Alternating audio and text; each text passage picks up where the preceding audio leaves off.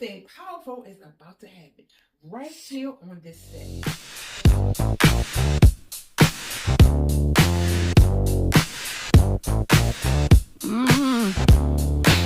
She's a girl who wants to heal the world, face the storms, and she had to fight through, but she broke through. She made it, yes, she made it, and so can you.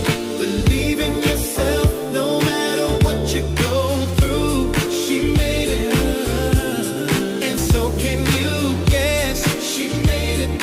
Welcome to the Goldie Drake Show. Hello, and welcome to the Goldie Drake Show, a space where real healing, real stories, and empowerment come to life. Today, we have a special guest. Her name is Bree. At a very young age, Bree found out that she was diagnosed with something that was life changing. And her hopes today in coming here to share her story is to reach out to people that share the same diagnosis. So, welcome, Bree. Hi. Hi. Thank you for having me. You're very welcome. I'm glad that you took the time out and you want to share your story with others that may be enduring the same things that you did. So, you want to, yeah, tell me a little bit about it? Yeah, it's become quite mainstream in the media lately. In the past several years, um, I was diagnosed at 7 with bipolar disorder. There are several different types of bipolar. Mine is bipolar 2, which just means that I have a hypomanic and depressive episodes. So I don't actually go into what they call a full manic attack. That is considered type 1. But I was diagnosed at 7 because I was having some symptoms, and a few years before, my mom was diagnosed. And so that's what put it on the family's radar and looking at symptoms. And I actually was one of the few kids in like what I would consider a wave, like the first wave of kids that started to get diagnosed with bipolar, because most people and most psychologists and psychiatrists believed that it couldn't manifest in children. It could manifest probably at the earliest at like 15 when the hormones start to kick in. Um, So, wait a minute, let me ask you this. When you were 7 years old and you said the symptoms, you started getting the symptoms, can you sure. tell the audience like what the symptoms were just in case they have a young kid that they're not recognizing? Sure. And I just want to preface this. I am not a doctor. This is just from my experience. So Mhm. please, take it with a grain of salt. Please, if you need to see a professional, see a professional. Okay. Going into that. Mhm. Um, I was just a very depressed child. I was everything, uh, literally, I wrote a book called The Gray World. And the reason I titled it that is because literally the entire world had a gray tone to it. I was just very depressed. Everything had like a rainy cloud over it. It was so strange. And I just remember having this very, very vivid dream, just these vivid thoughts. And I'm not going to say that it was hallucinations because I wasn't physically seeing it, but it scared me that, my thoughts had gone so dark and towards death and all of this. And, since my mom had just been diagnosed, she was like, okay, this is not normal for a child. Now that I know, I kind of went through the same thing and how I felt when I was a kid. And now I know that's not right.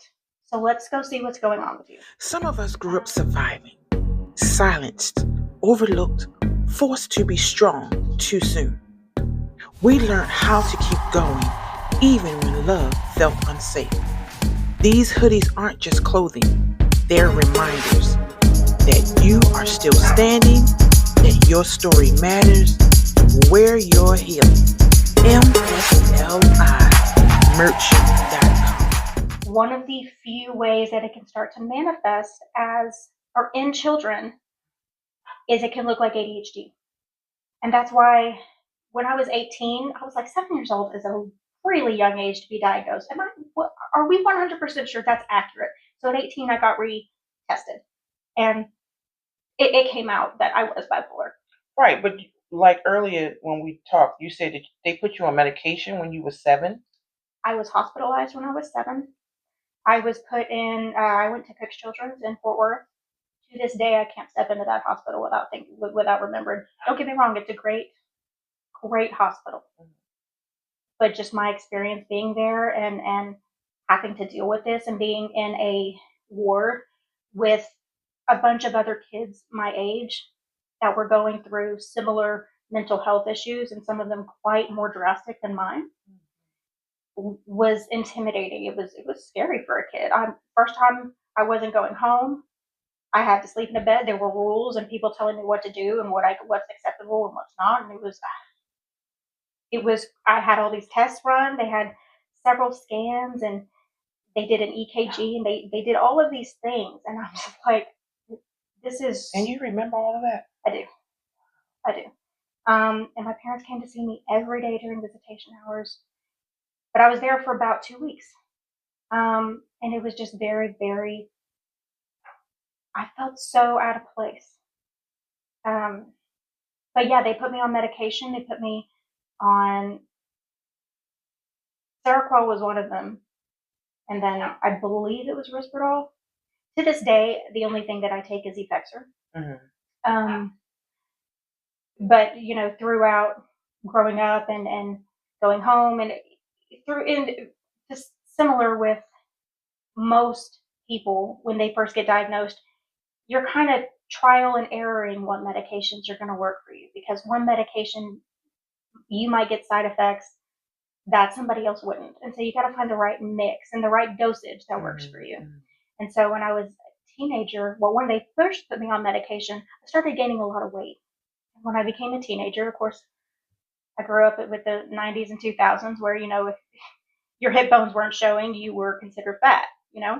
And that really affected me. I had probably some sort of body dysmorphia, but I was like, okay, I'm 15.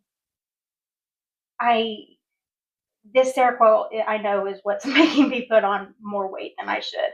And so they switched me to a medicine called Topamax, and that's actually used for migraines, which at the time I was getting a lot of migraines. Like they were concise to the day, every single day at the same time I would start getting this headache. Between the ages of 7 and 15, or your teenage years, what was your relationship like with other children, especially when you were 7 years old? Like, what was that like, if you can remember? I can, and this is actually the first time I've ever talked about this.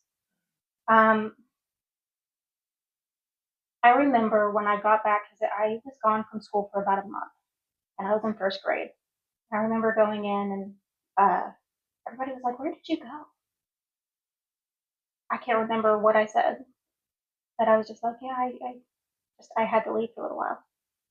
And so everything was fine, but it was difficult for me. I already felt so out of place and being like, something's different with me. I'm not normal.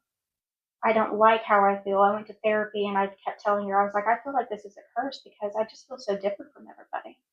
And, I had friends and I was good and I liked to play, but I was also had a very rebellious spirit. I put my parents through the ringer, I tell you. But for the most part, there were things that I, did and how I had talked to children and or the kids that were my age, and I tried so hard to fit in and seem normal, and sometimes that was a lot for me to take and a lot for me to just, it's a lot of pressure. I mean, just the pressure in general for kids and teenagers to fit in general is hard, but when I'm dealing, like, I feel like nobody understands this. I can't show my emotions because I was subconsciously taught that when I show my emotions, it's not a good thing. And so I need to suppress that and I need to just act like everything is cool, everything is fine. I always had a little bit of a tendency for the dramatic. That's probably why I got into acting in the first place. But I think the biggest thing is I just wanted to feel like I belonged and that I had friends and that people liked me. And I didn't always feel that way. Mm-hmm. And do you feel that way now? So if I fit in, I don't care. I don't care. Mm-hmm. But I mean, there's a tendency, I think, in everybody to want to be liked for who they are. But growing up and being who I am and knowing what it's felt like to suppress parts of myself and not show parts of myself and learning to accept the parts of myself that I try to hide, I'm to the point where I'm like, you don't like me, that's your problem. And I'm not an awful person. I'm a very lovable person. It took me. Because you're Aquarius. That's right. But it took me a long time. Aquariuses are misunderstood anyway. So exactly. Yeah. So let's go into your teenage years and your family being diagnosed and all that.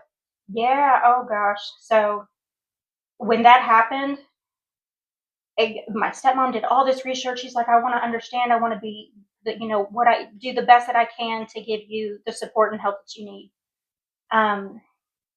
My dad, he was there, and he's just like, okay, this is this, and he handled it in his own way.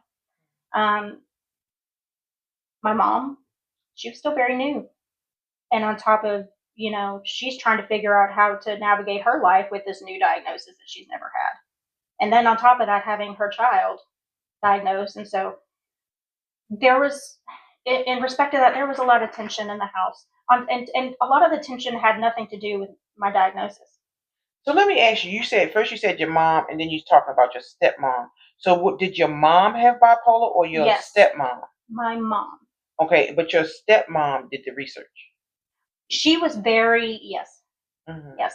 And my stepdad is the reason that my mom was able to get help, because my mom was having these emotions. And I'm not going to go too deep into that because that's her story, her business. But he was the one who was like, honey, you're not supposed to feel this way. This isn't normal.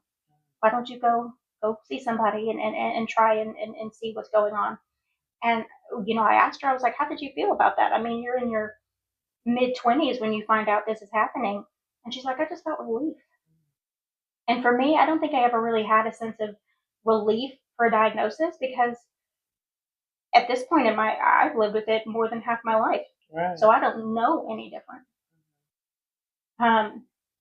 But there was a lot of tension in the houses, I should say. Mm-hmm. And the only thing really particular about my diagnosis was that I had to be very self-aware of my emotions. And as a teenager, that doesn't happen. And you're still learning as a teenager. You're still learning about your emotions. Yeah, on top of throwing hormones on there. Oh, yeah. Oh, and medication. Exactly. So I think the biggest thing, I wanted to feel accepted. And then there was a point where I was like, I found my spot. I found people who like me. I found my group. That's cool. Mm-hmm. I'm fine with that. I still consider that entire period of growing up I look at the memories with kind of a gray cloud over everything. I mean, don't get me wrong, I had great times. I had so much fun. I had great friends, but that was just always kind of in the background. Mm-hmm. And I think the biggest thing that made me want to hide it so much when I was growing up is because one of my friends that I had before I was diagnosed, we were great friends. So we'd go over, we'd have play dates. She was just a great friend. And then her mom found out that I was diagnosed with bipolar and said that she couldn't be friends with me anymore. Diagnosed with bipolar, that means you go off the handle and you go absolutely crazy. And there's such a stigma and a misunderstanding about what it is. That's what I wanted to ask you. That's what I was going to ask you. Is like, have any of your friends ever seen the episode? And what is the episodes like when? I mean, do you know? Can you feel it coming on? I can now. Mm-hmm. I can now. When I'm going through an episode, even to this day, I won't be around a lot of people because I don't like to be around a lot of people. And I think a lot of that actually has to do with I don't feel confident enough to be around people when I feel like that. I mean, I've learned how to navigate the world with this, and it's not so much of a hindrance to me. It's just another.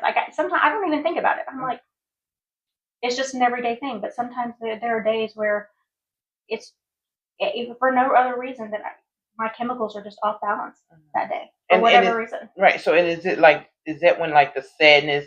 Because I'm just really just trying to understand what Sure. bipolar is, or what's the effect of it. Because I know when I was young, my stepmother, she used to have seizures, and my father could always tell when she was about to have one, because I want to say everything about her would change, like her attitude, her speech would change. So, and I know bipolar is totally different than, having seizures. So, what did you recognize about yourself, or that your parents or your friends may have recognized about you, what behavior that was happening, that they may say, okay, she's getting ready to have an episode? That's a great question. As far as my parents, I'm not really sure if they have distinctive, like, okay, an episode's coming. I'm not really sure. But for me, I've got personal ones. Like, I know that I'm going to be in the middle of an episode when I start not caring about the things that I love, that I'm usually super excited to do. Like, if I am so low energy that I just like, I can't even go out for a walk. I don't even want to get out of bed. I don't even want to scroll. I don't even want to doom scroll. I don't want to watch TV. I don't want to read a book. I don't want to get out. I don't want to talk to people. I just want to literally lay in bed and have my brain just stop. Just stop the thoughts. Because I tend to have racing thoughts. That was one of the biggest things that I dealt with, is that my mind just keeps going and going and going. And that's part of the reason why I got into writing in the first place. Writing lyrics and poetry is because I needed a healthy outlet for everything. And then once I got it out, I felt better, and it helps me understand. But for me, when I'm like in the episode, I mean, you'd be hard pressed to get me to go take a shower. And how long does it usually last? Mine have usually lasted like recently. I'll have like a bad day, and it's just like I can't do anything. I can't. My thoughts, I cannot pull myself out of this, no matter how much I try, no matter how much positive thinking I do. Today just feels like shit. I'm so glad that you came here to tell your story, because what you're saying is nothing like what I envisioned bipolar to be. What did you envision bipolar to be? I guess I envisioned it to be kind of like schizophrenic, like 1 minute you're one way and the next minute you're a total different person. That is very much. I actually know somebody who's schizophrenic. Completely different. To be honest, since I'm type 2, I have what's considered hypomanic instead of a full-blown manic attack. Oh, okay. And in my hypomanic, I don't even feel like anything is wrong. I am so productive. I am so full of energy. I get the best workouts in. My power sessions of like hour to 2 hour to get things done. I'm so productive. I'm really, really, I love when I'm in that state, even though I know that it's, not, I'm not going to say not quote unquote normal, but it's not, I know that it's a side effect of the diagnosis. When it comes to depression, I usually find that it hits me most when I am extra stressed. And on top of that, I deal with a lot of anxiety. And so sometimes my depressive moods, I know how to get myself and make myself feel better. If I need to, I'll throw some I Love Lucy on. I'll put some Mr. Bean on and just make myself laugh. I love Lucy. I do. I love And Lucy. girl, I love the Beaver. Well, Leave It to Beaver. I watch Leave It to Beaver every day. But a lot of it is my anxiety. It's and that's what they call comorbidity, is when you have multiple different mental health issues at the same time. Um, so my anxiety gets really high, and so that's actually, I feel like I deal with my anxiety more than I do depressive or manic episodes, which is odd. But I have a routine that works for me. I work out mostly because I get the endorphins. And then again, I love it because I like to push myself. I enjoy it. I like to, I do it to be You healthy. look very fit. Yeah. You're welcome. But I do it also because I know it's good for me. It's created a routine. It'll put the endorphins, start the endorphin flow, and I can set myself up to have a good rest of the day when I do. And so I have medicine. I take it in the morning, and I just kind of keep a routine. And then and that's good for me. And I was taught at a young age that having a routine is helpful, not only for medicine, so that I remember to take my medicine. Because a lot of people, when they first get diagnosed, the reason they, have multiple episodes, or their behavior is erratic, is because they're not being consistent with their medication, or they're trying to find the right medication combo for them. Like, there are several other people in my family that have been diagnosed with bipolar, and I see them struggle. And not to say that I don't struggle, because I do. I think I'm just more equipped to deal with it because I've dealt with it for so long. And through those years where you build those habits, at a young age, that's when I was dealing with that. Has there ever been a time that you forgot to take your medicine? And like, when you forget, how does it affect you? So I have been on Effexor for at least 20 years, at least. If I miss a day, I feel it immediately. I get a horrible migraine. I have withdrawal symptoms within the first 5 to 6 hours. And sweats. I can feel the anxiety and the racing thoughts. I am very diligent about making sure I take my medicine, because I can feel that something's off if I don't have it. And so, do you date, or are you married? Sometimes all we need is a reminder of your strength, your worth, your power.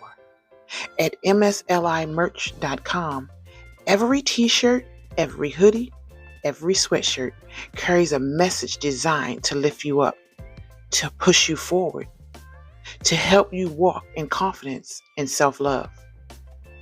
These aren't just clothes, they're affirmations, they're energy. Visit mslimerch.com and wear what inspires you. I'm not married. I'm not on any dating apps.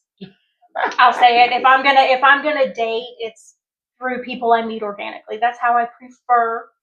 And since this is all about healing and everything, I'll tell you a story that some people may relate to. I was 21, I believe. It was 2015. It was the Monday before Thanksgiving in 2015. I remember the exact day. And I got on a dating app, and I went to go see the movie, or I went to go see a movie with a couple of my friends. And then I was like, okay, I have a date after this. And something inside of me, which I didn't know at the time, like, don't go, cancel, don't go. Now I know that was my intuition, but I didn't listen. I was 21. I thought, I'm ready to get out. Let me go give it a chance. I ended up drugged and raped and woke up in the hospital. And for about a good 6 or 7 years, I didn't touch a dating app, because that was my one and only experience with a dating app. And I said never again.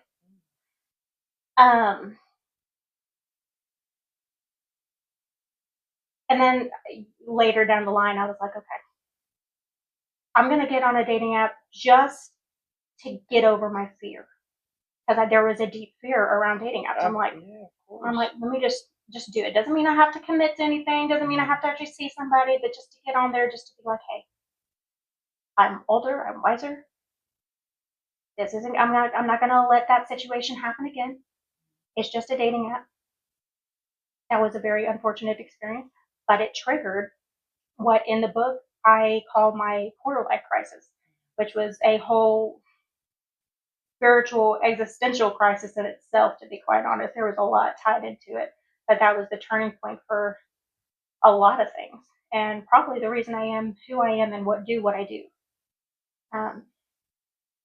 But yeah, and that had its effect. So now to this day, Well, let me ask you this. Wow. I mean, this really doesn't have anything to do with the bipolar, but since you pulled it up. hey, that's fine. So where did you meet this person at? Just for the young folks out there to make sure, Of and course. the older folks too, because some older folks. Of course. So where did you meet in a public place, like? We did. And so you. We did, and he lived. We met at this shop or this little place that was close to his apartment, and we had drinks, and the ladies and gentlemen. I'm not gonna. Do not leave your drink out. Don't leave your drink out. And then I went home with him, and then I don't know, something hit me. Just I was like, this is, I don't want to do this. I don't feel right. This is, I'm pretty sure I had a couple shots when we got there. So on top of everything, I just remember I fled. He went to the restroom. I was like, oh my God, here's my chance. I took my purse. I took my jacket. And this is in the middle of, in November, so it was cold. I had nothing on. I left and fled with no clothes, my jacket and my purse, and I collapsed and I passed out in the hallway. Of his apartment building? Yes. I don't know who called the ambulance, but I remember waking up in and out of consciousness. Somebody was there, and I blacked out. Then, okay, somebody's here and the ambulance is here. Blacked out. Woke up in the ambulance, blacked out, and then I woke up in the hospital. So I was like, okay, what's going on? Where am I? What time is it? I think I woke up, it was like 2 a.m. My phone was dead. They were like, yeah, we had you in one hospital room, and you were passed out when we switched you. So there was a bunch of stuff that happened in the hospital that I don't remember because I was not conscious. And the first person I called was my mom, and I kept calling, and my stepdad answered the phone, and I told him, and they called my dad, and my dad was the first one to show up, and I broke. Did you ever see the guy ever again? No, in fact, both my dads, they went on the app and tried to look for him, and he had gotten off. So I went and I had actually made a police report. Turns out I was not the first person from him. So, ladies, the moral lesson of this, when your intuition is screaming at you, hey, I don't think this is a good idea, listen. Right. Okay, thank you so much for sharing that story. I know that had to be hard. It's in the book. Yeah. It's in the book. Yes, in the book. And what's the name of the book again? So the book, it's a short ebook called The Gray World, Understanding Bipolar Disorder. Mm-hmm. So it is geared more towards bipolar because that's what I am familiar with. Mm-hmm. And I wrote it because a family member had been recently diagnosed. And some family members on that side of the family just did not understand what was going on, and they didn't understand the diagnosis, what they can do to help, why it happened, all of this.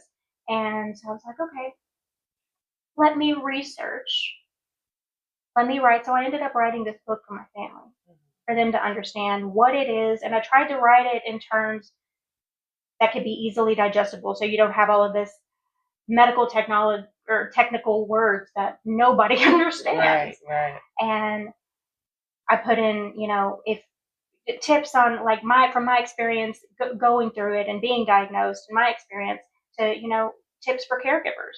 And I interviewed my mom and my stepdad, and um, you did just their perspective with them living with it, and then also having a child who lives with it. And then when I released it and I started, getting some feedback, I probably didn't promote it as much as I probably should have. But it became bigger than me because I was like, okay, I told my story, and it was very scary because there's one chapter where I just tell my story from when I was diagnosed to up until 24 years old when I released it. And it just became something bigger than myself, and I'm like, I want to help people because not everybody is open to, at that time, Selena Gomez had not been open or had been diagnosed yet. I think Mariah Carey was just now diagnosed with bipolar, and that hadn't happened yet. So there were a lot of celebrities and media looking at bipolar, and I was like, well, might as well just start. Maybe it's just me, and maybe I don't have a huge reach, but it doesn't mean the reach can't grow. Right, absolutely. And that there's one person who can understand or it be helpful. And a family member who ended up reading it, one of the few people that I wrote it for, or was the inspiration for me to write it, they read it. And several years after I wrote it, I was like, yeah, I'm not going to force you to read it. You can do that on your own time. And they said it felt like a pacifier, like a baby has a pacifier to soothe them and to calm them. And they said that reading it soothed them. And I'm like, okay. Going to something. That was very, very nice of you to even put that together for the family. Yeah. So now let's get into your acting. So now Bree is an actress, and I want to know how you went from, going through all you went through or that you go through, and how did it lead you to being an actress and a songwriter and a singer-songer? That's the new word, singer-songer. So how did you get into acting, and at what age did you get into your acting? Okay. Acting wise, I really got into it around 5th grade because they were doing musicals and in different plays and stuff. Mm-hmm. And I was singing before I was acting. And I really want to participate in these. And I enjoyed it. I loved it. I loved stepping into characters. I loved to play pretend. I loved all of the performing arts. I always have since I was like a wee one. Right. And I don't remember the exact thing that made me like, I want to be an actress. But I do remember, we mentioned I Love Lucy, and I mean, my mom loves I Love Lucy. I have seen every single episode of every season. I love that show. It makes me laugh, and I just loved Lucille Ball and her fearlessness and her physical acting and her comedy. And I thought, this makes me feel good. I want to be able to give that to people. So on top of my singing, I was like, man, maybe I can be one of those people who does both. So I did that, and I started doing those plays. And I remember I did a little bit of acting outside of school. I was in a Fort Worth. It was called Kids Who Care, and I was in their resident company for a year, and I did that. And I just through high school, I kind of maintained just doing things through school. And so, what did you do now for your acting? Right. Well, I went to school, when I went to college, I went for music performance. I went for a year at Tarleton State, and then we did a musical there, and I realized I can't give up acting. I love acting, but they didn't have a musical theater program. I wanted to do both. So I went and I looked, and I found Katy Conservatory. So I was like, you know what? During the summer, I'll go and audition. And I got in. And Did I tell you that I went to Katy? yes, you did. Yes. And bless so you. I took their musical theater program, and I got my Associates of Applied Arts there. And to this day, the techniques and the training and the books that they gave me, I still use them to this day. Now, acting specifically, I took about a hiatus from 2018 to about 2021 for the dumbest reason. My ex, he loved that I was a singer. He did not like that I was an actress. And he had this stereotype of what an actress is, of how, oh, they're dishonest, they cheat, they do all of this stuff. He was very negative. And I thought, you know what? There was somebody who told me I needed to choose one or the other, acting or singing. Well, he likes to do singing and he's an artist too. Well, maybe I'll just focus on that. When I got out of that relationship and I moved into my own place in 2021 after the pandemic, I said, forget that. I can do both. I can be a J-Lo who can sing and act and dance and run her own damn company. I can do what I want to. And I will never be with somebody again who tries to get me to stop doing something I love to do just because they have a predetermined notion of what that would consist of. Insecurity. Exactly. And so I started and I auditioned and I got this small role in a short film called Twisted Note. I did that, and then shortly after that, I got cast in the role for Top 5 Weekend, which you can find on Tubi, by the way. Really? What is it called again? Top 5 Weekend. Top 5 Weekend. We look at Tubi a lot because I interview people that's a lot of actresses and actors and singers. Like the guy that sings my intro song. Mm-hmm. He's on a lot of Tubi movies. So I've got another one called Retro Freaks 2. Mm-hmm. A lot of people from KD, a lot of former KD students, alumni, created that movie. So they've got Retro Freaks. And then in the second one, I make a cameo in it. So there's 2 movies on Tubi, but you can find both of the Retro Freaks and Retro Freaks 2 on Amazon Prime also. Mm-hmm. But yeah, I do that, and I have several short films that I've been doing. And the last acting thing that I did was I was in To Kill a Mockingbird at the Core Theater in Richardson. Mm-hmm. That was great.